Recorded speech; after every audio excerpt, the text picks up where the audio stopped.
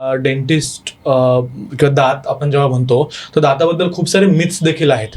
तर असे काही मला 2-3 मिथ्स तुम्ही सांगू शकता का, की जे मिथ आहेत, जे गैरसमज आहेत आणि ते खूप आपल्या समाजामध्ये खोलवर पसरलेले आहेत, असे काही मिथ्स? बरोबर. आता सर्वात पहिलं आणि महत्त्वाचं, पहिलं जे पेशंट आमच्याकडे येऊन विचारतात की अरे मला दात काढायचं पण माझ्या डोळ्यांना काही होणार नाही ना, तर तो myth आहे. ज्याच्याबद्दल आपण बोललो.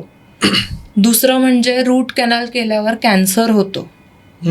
हे सध्या आता रील्स मध्ये खूप व्हायरल होत आहे, तुम्ही बघाल तर.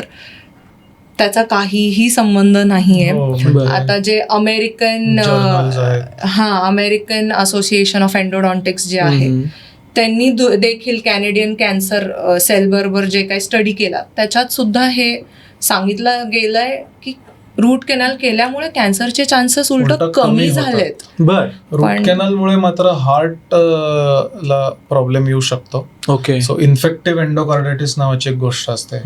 सो रूट कॅनल जर व्यवस्थित झालं नाही किंवा केलाच नाही तर तिथले जे जंतू आहेत ते रक्त प्रवाहात जाऊन हार्टच्या वॉल्सवर त्याचे व्हेजिटेशन जमा होतात, बर. डिपॉझिशन्स. तर मग कार्डियक सर्जन नेहमी हिस्ट्री घेतात, डेंटल रिलेटेड काही हिस्ट्री आहे का? रूट कॅनलची हिस्ट्री आहे का. सो तो पॉइंट लोकांना कळणं गरजेचं आहे. बरोबर. अजून काही? अक्कलदाढ काढू नका, मला माझी अक्कल कमी होईल किंवा असं मी बऱ्याचदा ऐकलंय. बोलतात गावाकडे बोलतात की- गावाकडे सुद्धा बोलतात की अरे तुला अक्कलदाढ आली, किती चांगली गोष्ट आहे, अक्कल आली ती तुला कशाला काढून घेतोयस.